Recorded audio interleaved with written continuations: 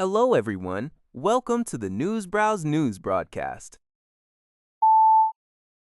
According to NTV News NNN, Russian President Vladimir Putin expressed readiness on June 4 to agree to a peace proposal finalized with the United States last year to resolve the ongoing situation in Ukraine. During an interview at the St. Petersburg International Economic Forum, Putin referenced his meeting with President Donald Trump in Anchorage, Alaska, stating that Russia agrees with the plan discussed there and emphasized that the Ukrainian side must also agree.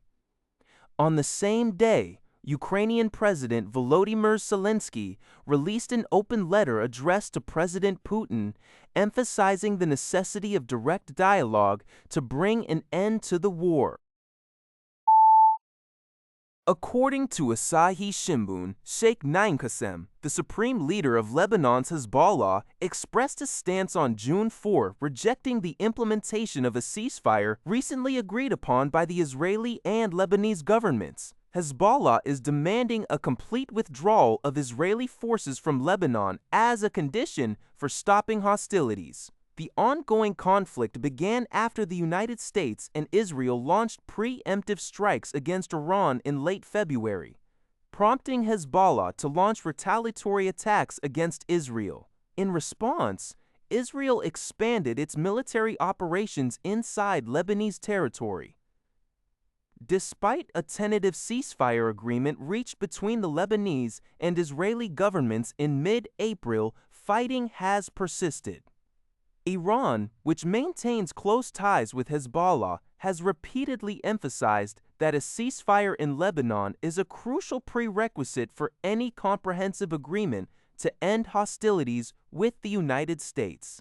Analysts note that if fighting between Israel and Hezbollah escalates, it will likely stall diplomatic progress in the direct negotiations between the U.S. and Iran, which are currently being mediated by the Trump administration.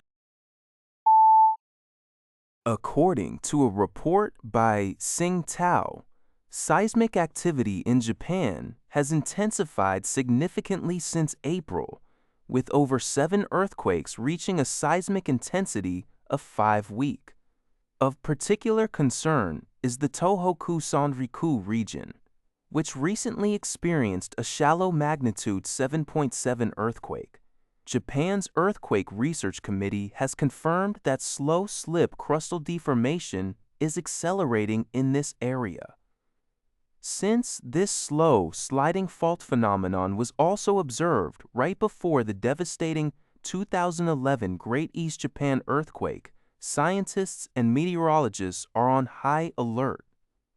Geologists explain that while slow slips temporarily release local stress, the transferred energy can accumulate in neighboring faults, acting as a trigger for much larger quakes.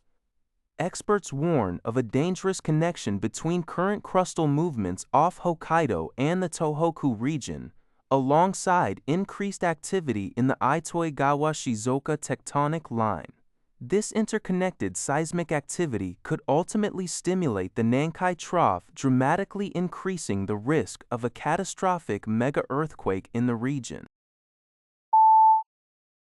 According to a report by Phoenix New Media, Funk Von Mon, the prominent American AI startup Anthropic has published a blog post calling for a global agreement to slow down or temporarily pause the development of advanced artificial intelligence.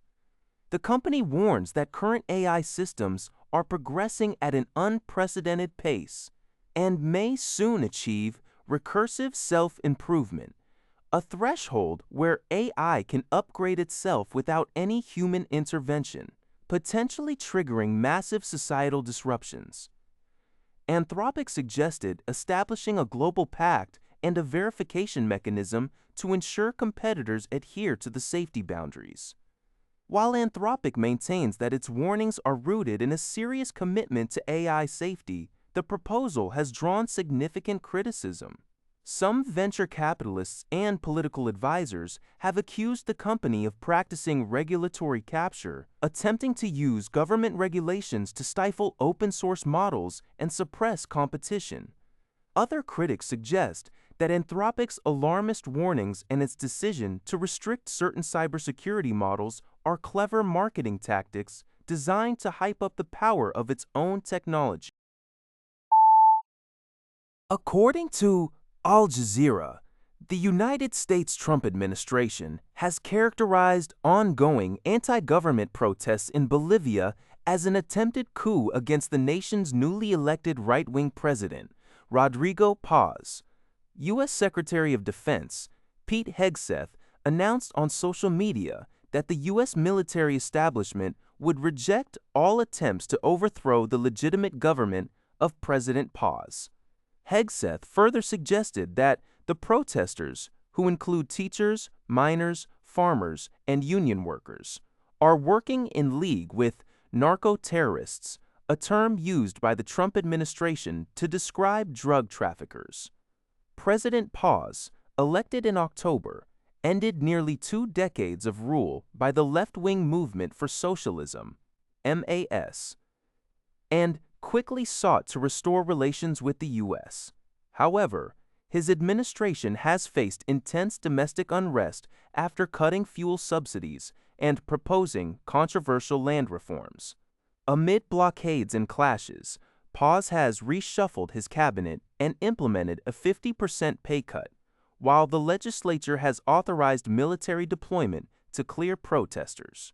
The U.S. remarks indicate that Trump plans to maintain an active role in patrolling the Western Hemisphere and supporting right-wing allies under initiatives like the America's Counter-Cartel Coalition.